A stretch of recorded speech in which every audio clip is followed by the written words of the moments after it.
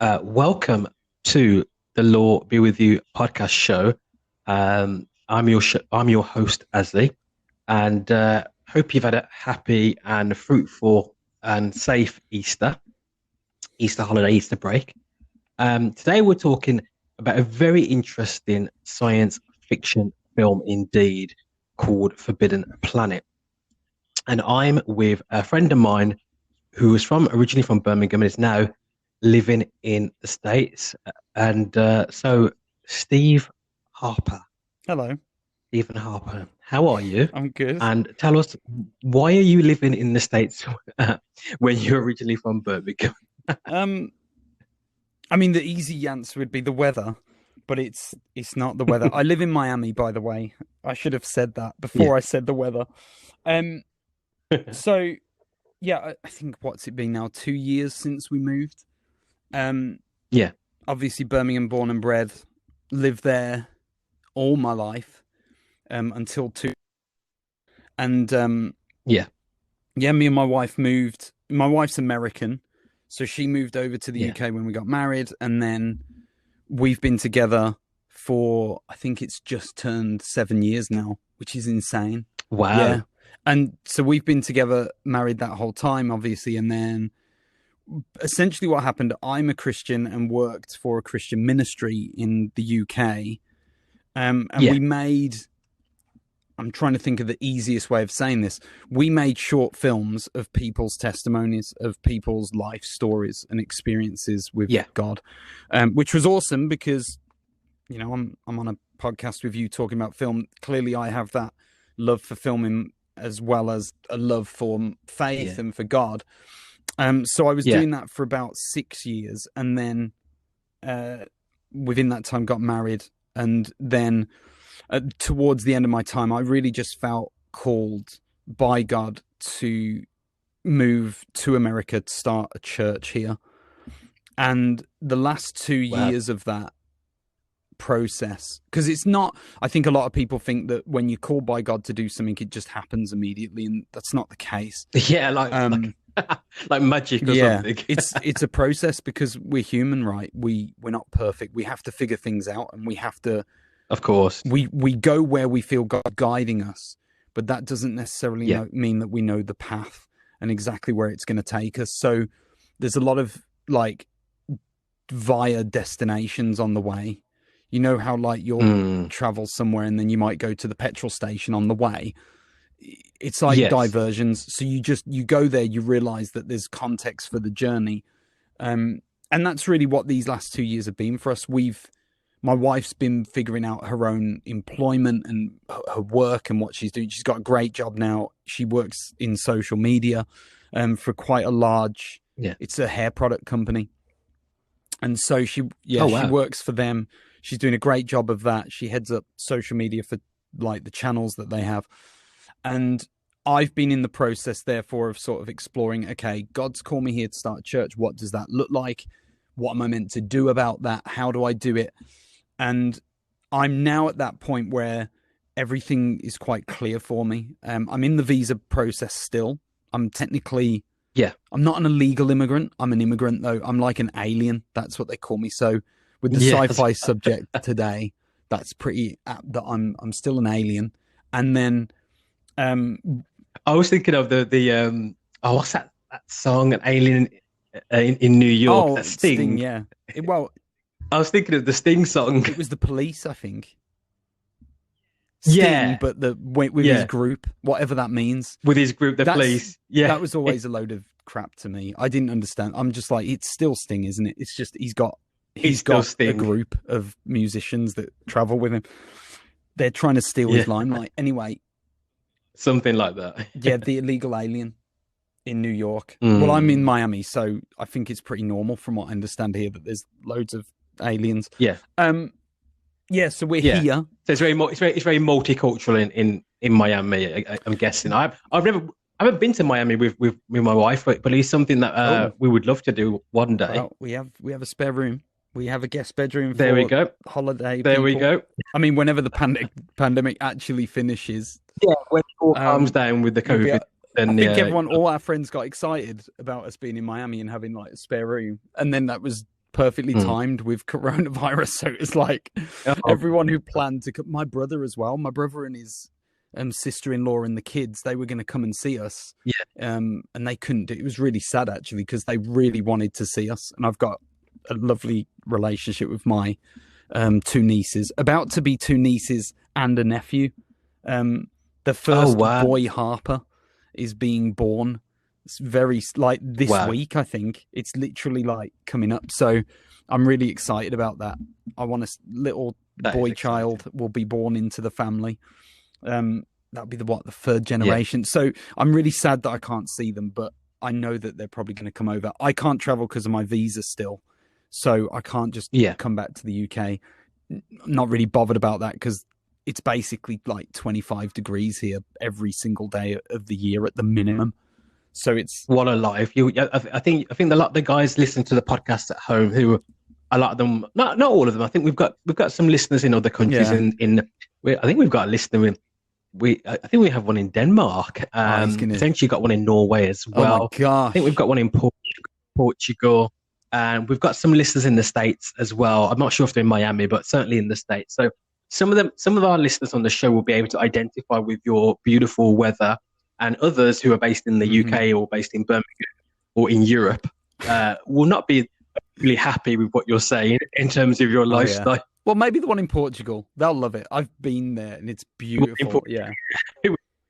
In Portugal, you can identify with Steve Harper right now. I'm living your life. Now, moving person. No, to you. I mean, you mentioned your wife and you mentioned that you're making these videos. So you're kind of a bit of an influencer, really.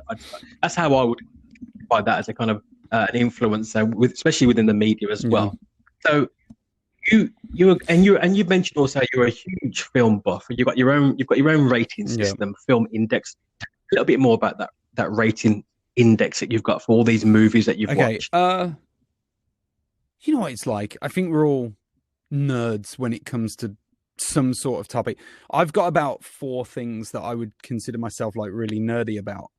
There's football, as you'll know from my life. Football's a big one for me. Wrestling is something that I'm really nerdy about. So gaming is another one. So I do have a gaming channel. That's something I have been doing. Oh yes, tell us about your gaming channel, and also feel free to plug your gaming channel. That's fine. So I've kind of had like an on and off closet and then public relationship with wrestling, depending on when it's popular and when it's not.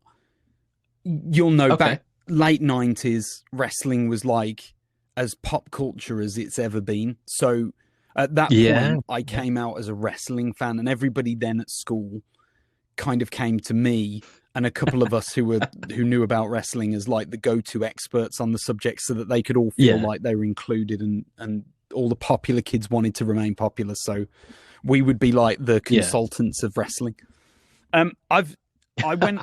Hang on, let me interrupt. I'm just thinking, just for if any of you the podcast listeners are wrestling fans, I'm thinking the era. You're talking the era of the Rock, Dwayne Johnson, Triple H, Kurt Angle, Stone Cold. Don't you dare miss out Stone Cold Steve Austin.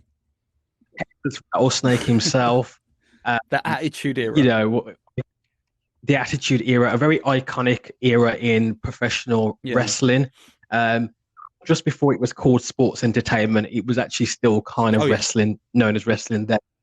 It was a perfect mix it was between the old school wrestling, which was men in spandex getting it on in the ring, rolling around with each other. But then there was also the entertainment side of it coming in, where people were just beginning to understand the value of, you know, selling a story and telling a story. And you can only do that with a bit of charisma. And a lot of these wrestlers had that charisma. And The Rock, obviously, the highest paid actor in the world right now, has obviously got that charisma in abundance. Not that he's a good actor, but he's still the highest paid. Wow. I think for me, I think he's how would I put this?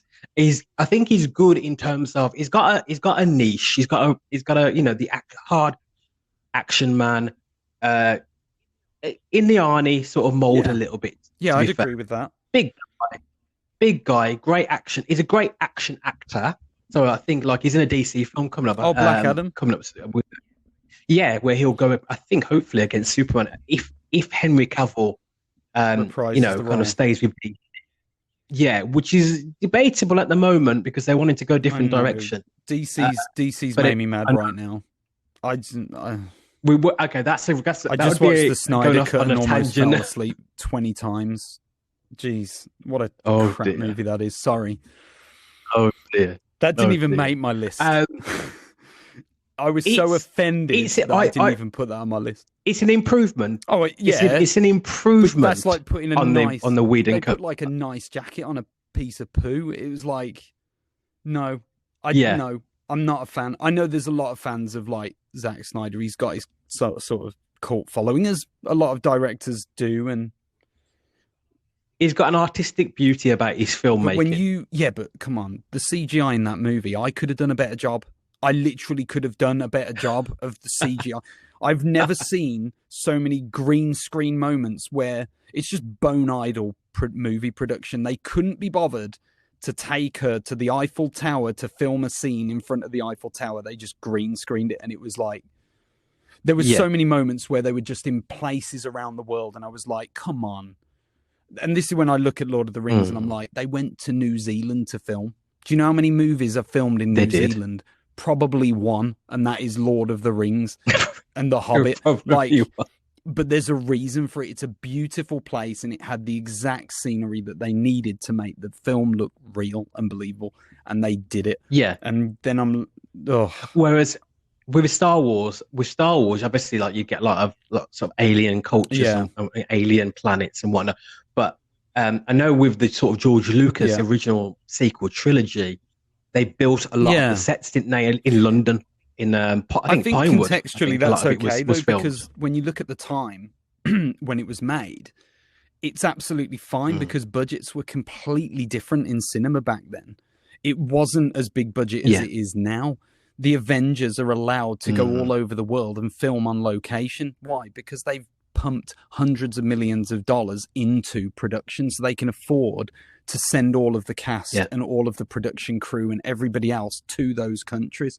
So nowadays, there's less of an excuse for not doing it, for not sending people onto location. But back then, they had to be so creative. And the Forbidden Planet, one of the things that I really was impressed with was the way that they did the studio filming. So you can do it, and you can do it really well either way. But Zack Snyder, oh my gosh, that guy. I'm so glad they're not giving him Batman. That's all. I'm just glad that the universe is over for him. He needs to go away, make his own comic book, and do his own comic book stories that his little following can watch. So from that, I'm getting the vibe that you're not a Zack Snyder fan, and that you weren't a fan of his version or re-edit of the Justice League. Do you know what? Man of Steel was all right. I liked where that was going from a storytelling perspective. I loved the inclusion of the two fathers. You had like the spiritual father. I'm terrible with names, and you're going to know this. Is it Jor-El or something? I can't remember his dad's name. But there's his spiritual dad who he never physically sees in the flesh, but talks to him in a very godlike manner. That's one dad. And then you had Costner. That sort of ethereal voice, and then you isn't had it? Kevin Costner, the very imperfect but humble dad who was just there as his earthly loving dad who just looked out for everything on him while he was on the earth. I love the storytelling of that. I thought that was really interesting and something that hadn't been explored properly before in the Superman genre in terms of movies. So I love that. And it felt quite grounded. I actually really liked the groundedness of that. It felt humble. There was a lot of humility to the whole thing. But it disappeared with the CGI of his moustache in the later Justice League movie. So I lost interest. And Ben Affleck as Batman flipped me. George Clooney is a better Batman than Ben Affleck. There's no emotion on that man's face. Some people think that's how Batman should be, I guess, but there's there's overacting, and that's what Ben Affleck often does. He overacts and he takes it wait, not too seriously. It's not about that, because obviously you want an actor to take their craft seriously, but he overacts. And because he did that, he became bland and really vague as a Batman. He just didn't have any emotion. Like, you got to have some emotion as Batman. He's scared of bats. And if you're hiding that fear behind a mask, there's already a deep subconscious level of emotion that you're meant to be portraying. And he doesn't do it. Sorry, I'm going off. We're going on to a Batman thing. Anyway, I hope this is all describing the fact that I love film and that I'm always up to discuss it. Yeah. No, it's very good. Okay, let's spin the wheels now and get you thinking towards more the science fiction genre, which obviously, I think it's fair to say Forbidden Planet is a science fiction movie. Yeah, that's definitely fair. But in terms of science fiction, before we get to Forbidden Planet, what got you into science fiction per se? Because I know you're a big fan of the science fiction genre. Let me just do a quick run through of what this list is. I'm going to be real quick with this. Yeah. I made a movie list because I'm a nerd and I love movies. And I think I always just wondered, people always ask when you've got a big movie collection, what's your favorite movie? And I could never answer, because I was like, I genuinely don't know what I would like consider my favorite movie. I've not studied it. I haven't really looked in enough depth. I know my top 10 or whatever, but I couldn't tell you which one was my ultimate favorite. So I made a list and I created a bunch of different sections that I would rate a movie, and then that gives me an overall rating out of 10. So I've got the story, entertainment value, realism, and direction. Those are like the 4 areas of a movie that I review.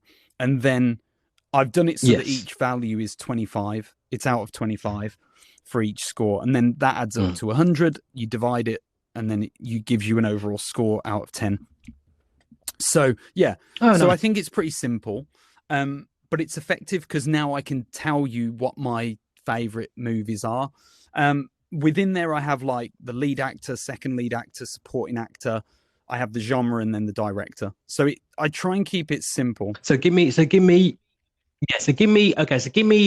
your top 3 science fiction. Just not going into the films really, but just your top 3 science fiction movies. All right, let's have a look at this then. I imagine off the top of my head, it's going to be Star Wars Episode 5, The Empire Strikes Back. That's going to be one of them. Okay. It's definitely The War for the Planet of the Apes is one of the new trilogy, the newest trilogy that came out for the Planet of the Apes. I have just fallen in love with that story. I can't tell you how incredibly well done that whole story arc is, and there's a reason that the fan base has been demanding a second trilogy, which I don't even know if they're going to do. But honestly, Andy Serkis is one of the most gifted actors when it comes to mocap and CGI. He's just a fantastic actor.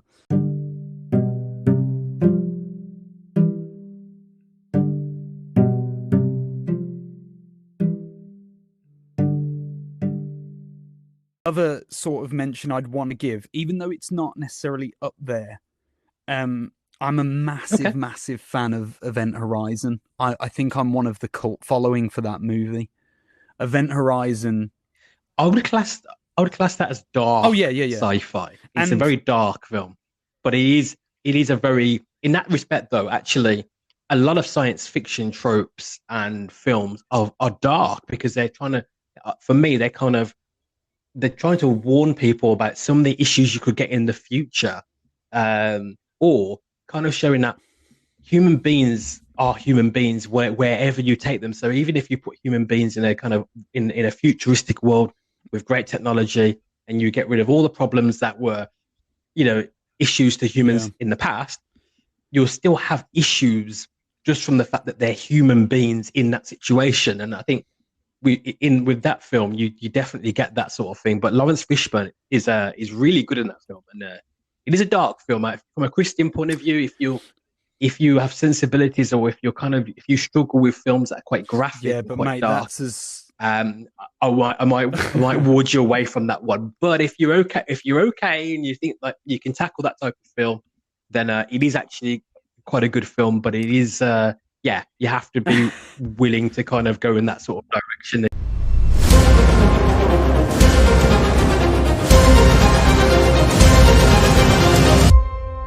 We are back with the Law Be With You podcast show part 2.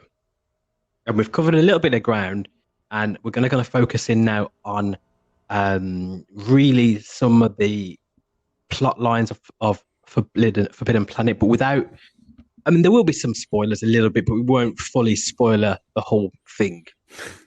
You actually want you to go and watch Try the not film. to. Okay, so next question, Steve. What do you make of the look and style of the film? Do you know what? I think I started making notes when I started watching it. I was like, I need to make some notes here because my memory's so bad that I'll often have a thought and then just forget about it completely until I have the same thought after watching it for like the 10th time in about 10 years' time. My initial thoughts were, I can't believe I'm watching a movie that was made in the 50s. I think that was that was the biggest shock factor for me, was that everything I was watching, I was just really like, I just felt great watching it. It was like, this is incredibly awesome movie. Firstly, it was in color, which was a nice surprise, because not that I'm against black and white movies or anything, but I just prefer movies in color. I just think you get more of the visual experience that the director is intending you to get. And it was shown when there was a line at the beginning of the movie where they talk about the guy comes off of the spaceship, the two of them, the commander and his sort of second in command, and he's like, look at the sky, that's such a beautiful color. The other guy's like, I prefer blue, which was really funny that he was like, actually I hate it here, kind of thing. But yeah, that's right. Yeah, if this had been a black and white movie, we wouldn't, I don't even know if they would have included the line, because you wouldn't have had the visual to support the line. Yeah, of course. So visually I thought it was really good. It was a studio recorded movie. You could definitely tell that, because essentially there were 3 cuts. There were 3 camera angles for every scene, if you notice. And that's like a stereotypical studio filmed production, because they can't show you behind the actors because there's a studio there with all the cameras.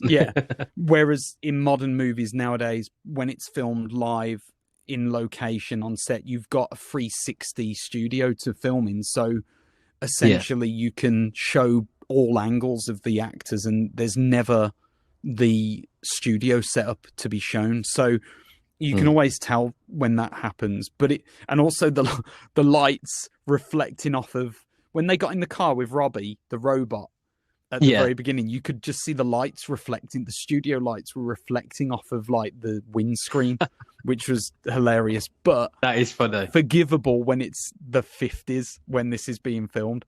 I love the attention to detail as well. Not that it's a sci-fi movie, right? So you know that it's not accurate because you don't know what the future is going to look like. You don't know about other worlds and how that'll appear. But when people take it seriously, like this movie does, it's very easy to get lost into the story, because you feel like the world that's being presented to you is real.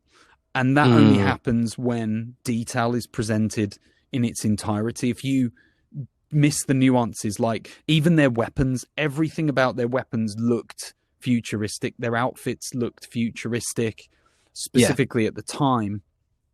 You had like, even the lady wearing the miniskirt was like, that was a big sort of, you wouldn't see that in female fashion at that time. It was a big no-no. So it's ahead of its time, wasn't it? It was ahead of, it was, So and that's the great beauty of it, was that the movie was actually ahead of its time in so many ways. And you probably wouldn't have appreciated it at the time. You probably would have watched it and thought, this is a good movie.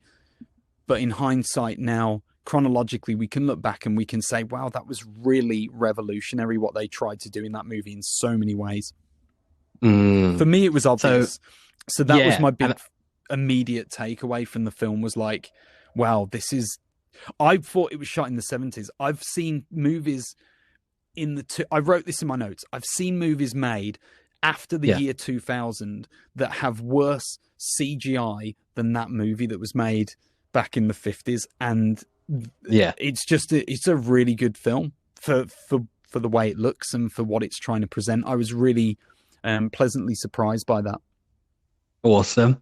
Now, in terms of influences of the film, there is a kind of some Shakespearean influence. If you're into Shakespeare and you're into the Tempest, Shakespeare story, or even if you're kind of generically into Shakespeare, there is a big influence of that. But then the other big influence I'd say really is Star Wars. Now, when I say influence of Star Wars, this is before Star Wars, but obviously from us looking back now, you kind of think, oh, this kind of aspects of this that kind of looks almost a little bit like Star Wars. So I guess in a way, I don't know if it would be fair to say that this film was the father of Star Wars, but I would imagine in some way it would have influenced George Lucas. And yeah, it had. Would you agree with that? It had to. You watch so many elements of this movie. There were so many scenes where I was just like, you can clearly see. Not only Star Wars, I was thinking of a load of movies that just started coming to my mind, and I was like, there are so many sci-fi movies that have taken little bits of influence from this one. You can just see it. It's all over the place, in a good way. Like, because of that attention to detail that I mentioned, when that happens, people who know film take notice, and it draws attention from people who have attention for detail, and they sort of soak this up like a sponge. It's just because you immerse yourself within the whole world, and it becomes something that Star Wars does very well, is the immersion of the universe. It pulls you in, and it makes you feel like you're a part of something that's really, it's not real. Like, that's the truth of it. It's not real, but it makes you feel like it is. And that's really what good cinema should do anyway. Any good story should draw you in. Yes. I think the biggest thing we've started, by the way, that's not me farting, that's a drill. If you can hear it. I don't know. No, I haven't picked up on it. Okay. I don't think we've picked up on it at all. It outside of my headset, and there's like a fart noise, but it's definitely a drill. If it was me, I'm loud and proud. You'd know about it if it was me. There you go. So, watching Star Wars, what reminded me of Star Wars, it was the one scene in particular where Morbius takes the guys on a tour of his, I want to say his secret lair. It's not his secret lair. It's is it the Trill? I want to get this right. It's the Krill or the Trill's secret lair that they built underground. It's their home and whatever. He takes them on a tour of the grand tour of like the power station. And there's a moment where you're looking vertically down, almost from a bird's eye point of view, down at the three of them walking across a platform. And beneath this sort of walkway, there's almost an endless pit of, I don't know what to call it, just a It's building. the architecture, isn't it, of the place? It's the architecture of the place. Yeah. It's the power core. And it gives you scale to just how incredibly big and powerful this place is. And that's right. It reminded me, obviously, of the Death Star. You've got the scene where Skywalker loses his hand and all that stuff. The iconic scenes where you're looking in the background and there's just like a big void, but there's still a lot of detail. But there's a void. You feel like they're in this very, very big place, and they're very. So, hang on. Do you know what you're saying? Do you know what you're saying with the Star Wars one? That's a really good point you're saying there, because I think the one that you're talking about with Luke's fate. Obviously, that's the Empire Strikes Back, where Luke's fighting against Vader. Obviously, a very iconic lightsaber battle, one of the biggest movie scenes of all time. And it's Cloud City, so is it Bespin? I think that is the location they're at. Cloud City, obviously, the Lando Calrissian, and they've gone there to get help and whatnot, and to kind of refuel and kind of set off again. Really, but the sort of, once again, this sort of iconic architecture and visuals.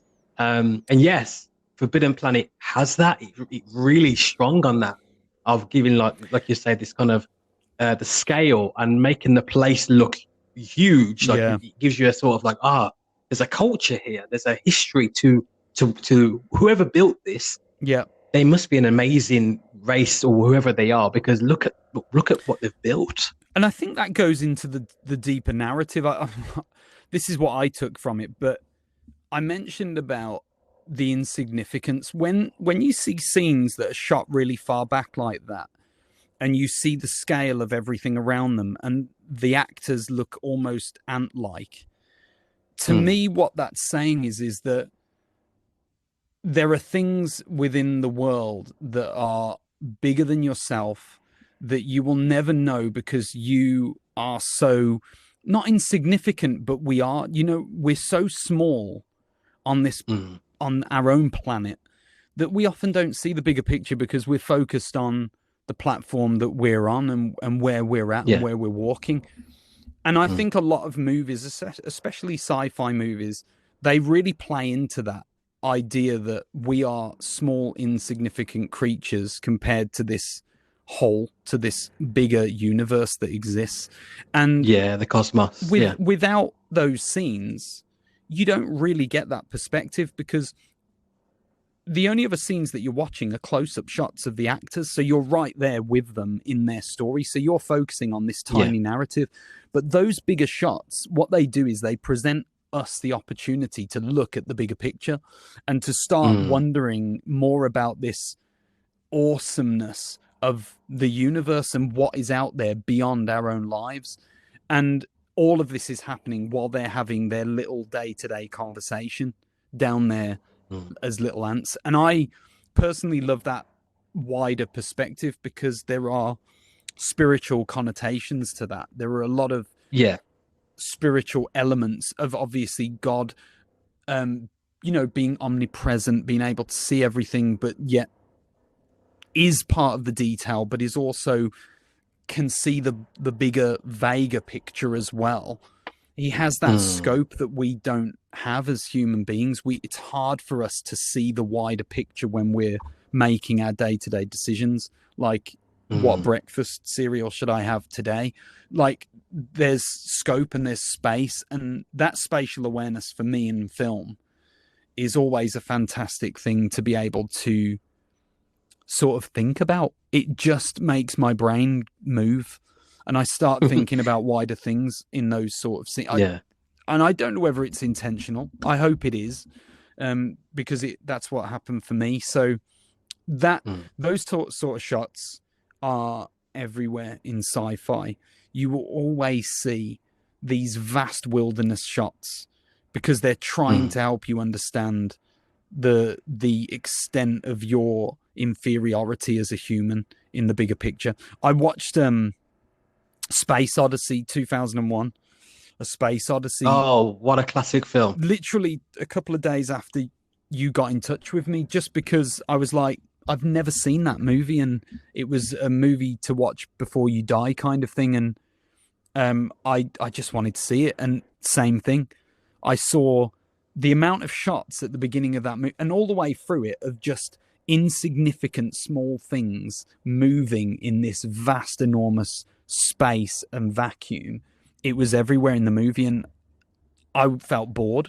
But when I recollected on it, I realized that actually the reason this director's doing this is because he's forcing you to think. He's forcing you to think about what's happening, and he's giving you the opportunity and the space to do so by giving you these epic shots where nothing's really happening, but a spaceship is moving like 5 centimeters across your screen. It's black, everything's black, or it's just a very drab, still scene behind this moving object.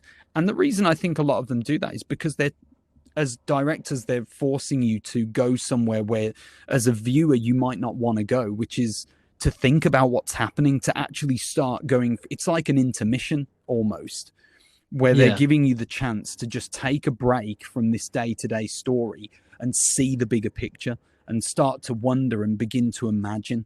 And it gives you this opportunity to explore your own imagination, your own creativity in your mind, and just start thinking.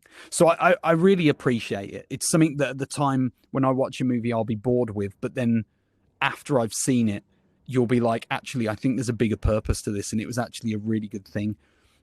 So while I felt bored at times during the Space Odyssey, I actually really appreciated those moments because I realized I was thinking during that time, and I was actually beginning to wonder about grander things than just the story, which is exactly what I hope they were trying to make me do. Brilliant. Now, in Forbidden Planet, Yeah. it's not, and we did mention Star Wars. Obviously, Star Wars has a lot of action sequences, and Yeah. kind of X-wings Big time. flying through space at high Pew, speed, pew, pew. hyperspeed, and whatnot. But Forbidden Planet doesn't really have that. But it does have a kind of moment. Well, there are some scenes in the film where the action does ramp up. Now, obviously, we're not going to fully give that away because we want our People wanna podcast watch audience. We want you guys to watch the film. See But what did you make of the action? What did you make of the action in a non-spoiler sort of way?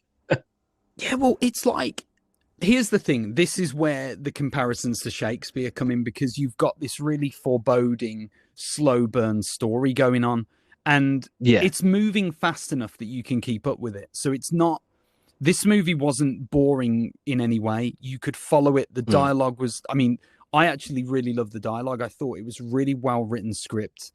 There was always something interesting being said. There wasn't any waffle.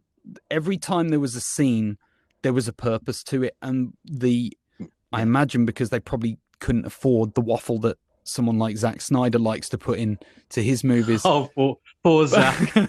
But like, he's not your friend. No, everything meant something. And that works for me because it means that I'm following the narrative, and I know that if I miss something, I'm missing the movie. And I'll give you an example. I wanted to go and make a drink at the time during the movie, and I was like, I can't do that because if I go, I'm going to miss something that's probably important in terms of the dialogue and what's being said, and I don't want to miss any important information. And I think that with Shakespeare in particular, everything that was said in the dialogue is meaningful. Everything that Shakespeare wrote down had some sort of role to play in the wider narrative. And so even when there are like jokes or he's being sarcastic and there's these weird moments of humor that Shakespeare's work has, it all fits the narrative. It all plays a part and a role in the story that he's trying to tell. So if you miss it or if you don't pay attention, then you don't get the full experience of the context of the world that you're in. And this movie did that really well in terms of telling a story. And it was I've put it down as a sci-fi thriller because I saw it as more of a psychological adventure. Because there are actions and adventure movies, blah blah blah, but a thriller is essentially an action and adventure movie of the mind. Like the idea is to get your brain moving and the gears ticking over. It's trying to get you to follow along on a different level. So while there wasn't the fight scenes of a Star Wars movie, intellectually this movie grabbed your attention a lot more than a Star Wars movie. A Star Wars movie was something you could just watch. You could sit back, watch it. You could almost watch a movie like that without the dialogue. I'm not suggesting you do that, but you could, because you can watch the fight scenes carry the narrative, right? With a movie like this, the dialogue is carrying the story, so it's really important that you're actually watching and listening to what's said. With that said, when there is action, I thought, it was usually done with animation, and I found this out through watching a documentary on it. They hired the guy they hired Disney's top animator at the time to come and work on the movie. And Disney's top animator is the guy behind all of the effects that you see in this movie, and it looks absolutely fantastic. I've seen Star Trek, the original with Shatner and Spock, and the graphics in this movie from the 1950s is better than anything I saw in Star Trek in the 70s and 80s. That's how good this guy does. And it's all because they hired this great guy from Disney, which was incredible that Disney allowed this guy to, he was borrowed. They didn't actually hire him. They essentially rented his expertise and skills just for this movie. Interesting. And yeah, it shows because he does a great job and it looks fantastic. And that brilliant carried the bits of action that we see in the movie are all carried because of the brilliance of the CGI. I just love it for what it is, for the time and the context of when it was made. I thought it really carried those scenes brilliantly, and there were enough action scenes in it to keep you interested if you're not a dialogue fan. I think most movies overly rely on action sequences. This one didn't. It relied on the script, but it did add action into it, and they were always very on the edge of your seat moments when they happened. Like there's the banging of the door when it breaks through the vaults and gets into the lair or the secret HQ, whatever you want to call it. Oh yeah, but we won't go into that now. Well, I'm not telling you when it happens in the story or what it is, but there's the breaking into the vault. You got podcast audience, you've got that to look forward to. There are some, I mean, there are just some great moments in there, and obviously, what did you make of Leslie Nielsen as the captain? He was the captain, wasn't it? And he was the dude. He didn't make any jokes. I know. What was he that was about? straight He up. didn't make. Straight up. He made no sexual innuendos. There were no like low-level racial slur jokes going on. This was not the Leslie Nielsen I grew up with. It was more family friendly. He was like a decent actor. That point. He's actually a really good actor. He did a great job. He didn't look anything like he does as an old man with white hair, but he's a really like handsome guy as a young man. I thought he was great. That's the truth of it. I was really pleasantly surprised to see him in something serious and acting in a drama role rather than his slapstick stuff where it's, I love Airplane as a movie, but I appreciated him in this in a completely different way. My respect for him went through the roof because I always thought he was just I thought he was a comedian. Most of my life, I just thought he was a comedian on my own ignorance for not checking. But watching this movie, I was like, okay, he actually can act. He actually did real serious acting. And I thought he was great. There's obviously a love story that goes through this as well. Of course, as Shakespeare and most sci-fi movies try and include at some point. And I thought he developed that relationship well. I thought there were moments that were a little bit weird, but it was down to the technology of the time more than anything. Like the woman was like, this isn't giving anything in the story away. The woman's meant to be swimming naked, and there was this awful shot where she's clearly wearing like a nude colored dress, and she gets out of the water and it's like, why didn't they cut that before she got out of the water? Because it was just so obvious she's fully clothed when they were trying to suggest that she was innocently swimming naked in the swimming pool or the pool. Yeah. So there were moments like that where in context of the time, you get it and you understand why they would have made certain choices. And I think Nielsen, to me, didn't do the romance as well as the drama. That was the surprise for me, because he's always the slapstick comedian, but he's usually in a romance story when he's in these comedy roles, right? When he's in Naked Gun, there's always the woman that he's with or trying to be with that is being told as part of the story. But then when you saw this movie where it required more seriousness, that I guess if I'm going to criticize it, that would be where I feel he fell short, was that I didn't fully believe that he really liked her, or I think that was badly written, actually, that part of the story. And I think they probably wrote it in after, because most stories need some sort of romantic relationship in order to ultimately reach a female audience, without trying to sound sexist here. At that time, especially in cinema back in the 50s, it was very well known that women weren't going to go and watch movies as much. And when they did, it would usually be with their husbands or boyfriends on a date night at like an outdoor cinema. especially in America. I'm talking more Movieplex. Yeah, so for that scenario to work and to interest the woman to go and see this, they would need that romantic interest, and without it, it would just feel very much like a macho, very male-dominated movie. And of course, that was par for the course at the time, because we're talking about the 50s here, where gender roles were completely different to what they are today. But like I said, I thought that the lady who played the role, I didn't really like. She was eye candy rather than giving it any kind of substance. Yeah, she wasn't a very well-rounded character. Like you say, she visually looked amazing, and you can understand where they were going from the visual point of view. But there wasn't much gravitas or verve to her character in that respect. And her relationship with her dad, like, I'm not going to go into that too much, but like, yeah, that was a very grounded story of a guy trying to be with a girl, and the girl clearly having very quick and deep feelings for the guy, and then the dad being caught in the middle of this relationship where he's kind of like, I don't want you going near this person, and being very protective. I don't think they went deep enough into that relationship. I think they tried to, but they did it on such a shallow level that it didn't really come across well. So the romance part of it was something that I was like, this story probably didn't need, but I understand why they had to throw it in.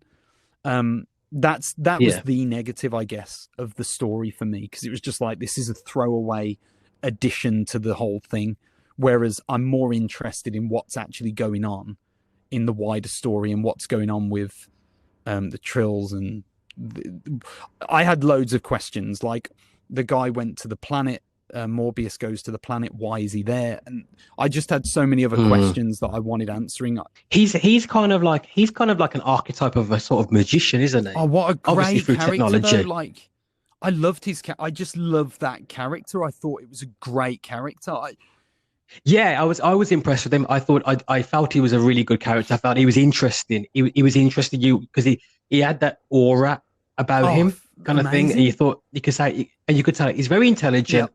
He's a kind of magician, a tech wizard sort of thing, and he's he's very coy and he's not giving too much away. And you always know that there's a kind of an agenda with him. You can see there's an agenda with him, and it's only giving you. He's trying to control everything. And he's very controlling. We talked about influence of this movie. I can't guarantee it because I wasn't there at the time to know this, but I'm almost 100% certain that the early Bond films, I don't know whether they would have taken the villain from Ian Fleming's original work and then inputted it into this movie, or whether this movie's version of what a villain is at the beginning was then taken and used as the archetype for all of the early Bond villains, because there are so many similarities between the two in terms of Morbius wears black. He's always wearing these dark colored clothes. They set him up as the bad guy in this story. That's how he's set up. Kind of. It's complicated. Oh, but forget. I don't want to go and ruin what happens, but like when please do not. When I first watched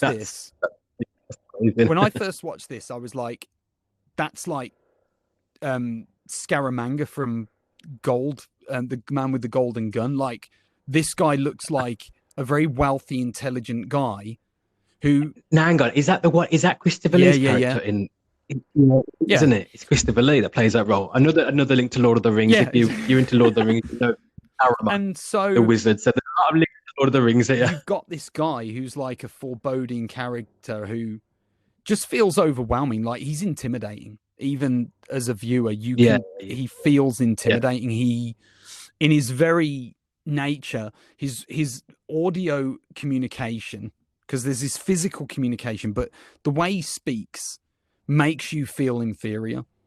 The way that he stands and presents himself does exactly the same. And that's what a lot of the Bond villains do. Now, to go into this even more, a Bond villain will often show Bond his secret lair. He'll often show James Bond in the early movies. He's such an egotist that he has no problem showing James Bond all of his secrets because he's so confident that there's nothing Bond can do to beat him. He's like, I'm so assured that I'm going to take over the world. I'll show you how I'm going to do it because you ain't going to be able to stop me anyway. And that's what I got from Morbius as a character, was this idea that, like, I'm so above you. You're so inferior to me that I'm happy to show you everything. I'm happy to show you, and you can even use the stuff that I use. You can interact with everything that I have access to, and you're still not going to be better than me. I'm fine with it. And it's just that archetype of a sort of a villain I've then seen influenced in movies well after this one. So I think it had a much wider influence even than the sci-fi genre alone, to be honest. That's certainly what I got from watching the movie, and I'm pretty sure that MGM made a lot of the early Bonds. I'm going to have to check that, but if it's the same studios, it wouldn't surprise me that they've borrowed from movies of the same studio company, because that was just a regular that's a regular thing to do even in modern film. So that's what I got from him. He was such an intriguing character, though. His story arc is terrific. He was the character I was most invested in through the whole thing, because the portrayal of control, power, intelligence, manipulation, even blackmail was suggested. Like, there are so many things. There are so many nuances to his character. There were so many levels that you could relate. And an interesting one is as well. And he was just a dad trying to stop a guy dating his daughter through all of this. Like, that was the grounding, the humility of his character came out as well. So there's a kind of thing I'm thinking of here and there's not really. If I'm kind of thinking in terms of Star Wars, just because it's just something that I sometimes think about, and I'm thinking of you think I've got great villains, you think of Palpatine, the Emperor. But actually, an interesting Star Wars character, someone like Count Dooku, played by Christopher Lee, kind of probably would be if Count Dooku, if his character was allowed to be matured and given more sort of time in the Star Wars films, because he actually wasn't given that much time. He was in Attack of the Clones, which is the second of the prequel trilogy, and he was in the beginning of the Revenge of the Sith, only right at the beginning of that. But if his character was, I know in the Legends material, and I know in the animated shows, Clone Wars, that they do focus a lot on Dooku. And so his character is given more of a starring role. But actually, if they gave Count Dooku, Christopher Lee's character, more in the films, it would be it's a similar character in a way. There's some things where you think, oh, it's kind of like his role. So that's an interesting one. I think the actor goes into that as well, because Pigeon, who's the guy who plays Morbius, he just, for example, I could easily see him play Dracula. I could easily see him and Christopher Lee switch roles, and like there would be no difference between the two of them, because they were both very similar in the way they are.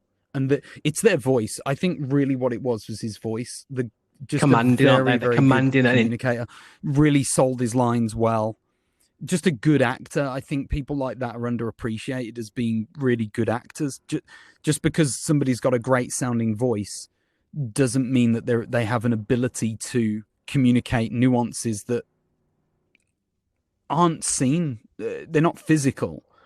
He's telling a story with the very sentences that he plays out in whatever role they're both in. And Christopher Lee has this presentation that's so intimidating in every role that he's in.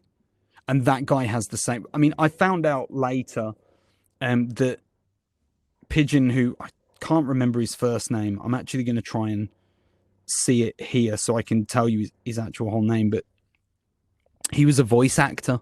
That was his main role. He did a lot of radio stuff. Obviously, being the 50s, that would have been a bigger thing. You can tell. You can tell. And it worked so well. You can tell. He was just a very purist, almost like a theatre actor as well, in many ways. Yeah, he didn't have that feel of a sort of studio actor to me, whereas Nielsen has that studio acting vibe, which is why there are weaknesses to his character. There were elements where he's not as good at acting as other areas, but a lot of theatre actors play a wider variety of roles, and therefore they're trained better, and they hone their craft so that whatever they're trying to play, whatever role, they're able to do it. And he does that he really does a fantastic job. I'd never heard of him as an actor when I watched this movie, and now I'm kind of like, I want to see what other movies he's been in, because I'd love to see what he was like in other roles, whether he was just the same guy. Because Christopher Lee comes across like the same guy, just in a different outfit in all of his movies. Yeah, he has. I don't whether you say it's. I know I know there'll be fans of. I know there'll be listeners of the podcast show, audience, you guys at home that are fans of Christopher Lee. So we don't want to be like harsh on Christopher Lee, because he really. That's not a really negative iconic to say that. In my opinion, that's not a negative to say that somebody is the same, just in a different outfit, because if you're a good actor, it doesn't matter. Denzel Washington is often the same. He doesn't change his accent in the roles that he plays. I would say Malcolm X is probably one of the few exceptions for Denzel Washington, but if you look at most of his movies, he's the same guy. He's just in a different outfit, in a different context. So a lot of these actors, it's not a bad thing. There are times when it's done badly, and you'll get an actor who literally just does the same thing in a different outfit, but he's just a bad actor.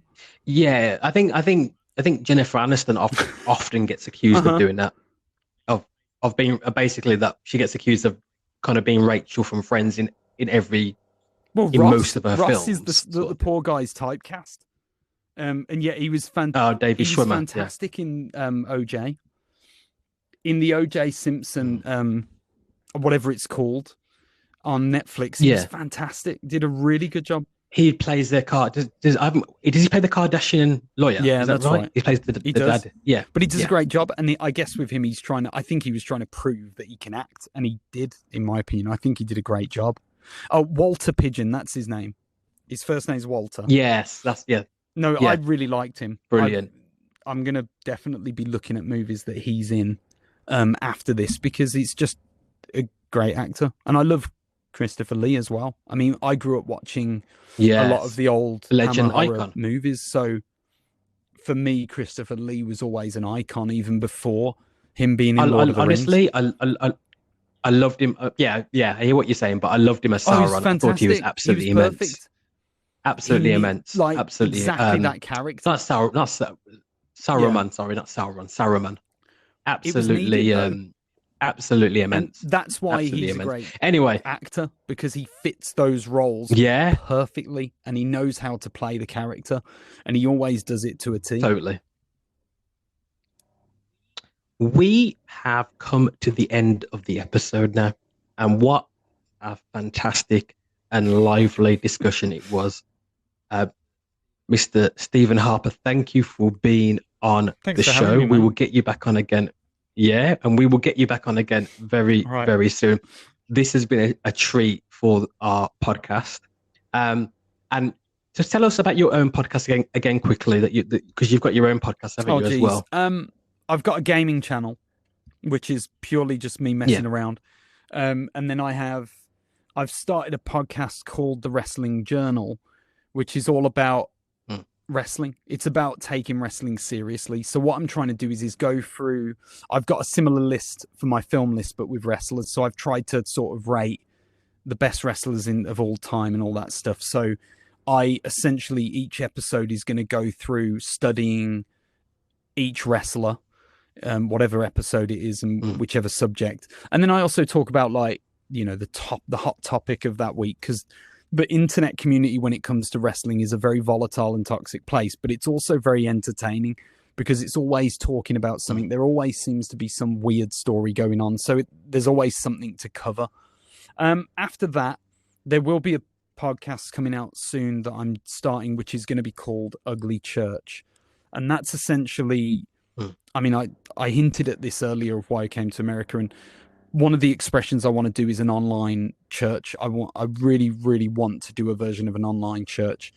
But Ugly Church is going to be about exploring what church is really supposed to be about from the Bible, what Jesus really wanted us to be as Christians, and how the church, the traditional church that we now know, is doing a really, really bad job of presenting what Jesus asked us to present to people who don't know him already. So I'm going to be looking at a lot of the negatives, I guess, of the church, because it's going to be for people who don't believe in God. It's going to be for people who've maybe stopped going to church because they've been hurt by it and all that stuff. So I'm trying to do more of a real kind of Christian podcast rather than just like these generic cookie cutter type church podcasts that you often hear. And they just, you know what I mean? Like they just feel fake because they usually are.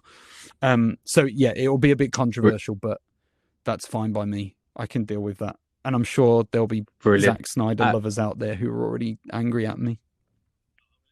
Well, I'm going to say no. If you any of you, I didn't even ask you if you like him.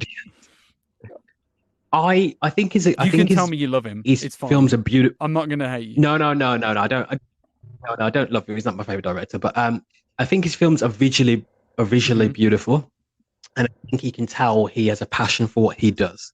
And the other thing I like about him is he does seem to engage with the fandom really well, and I like that about him. So in that sense, he seems to be a bit more down to earth than some directors. But in terms of like directors, I'm not going to go into it now. But that will be another podcast episode where we'll talk about favorite directors. And actually, Steve, that'd be a good one for us to do again. I've got a load of those for you. Yeah, we'll do that. That will be okay. So you've heard it now on the podcast. Steve's agreed to come back on it. We'll be doing an episode on our favorite directors and why we love them so much. I don't know if you're gonna have enough time. That'll be for next time. That's gonna be a long one. Well, there you go. I've got some great ones. We'll get a format for that. And we'll get you on very, very soon. Thank you for being an awesome guest as well. No problem, mate. Thanks for inviting me on.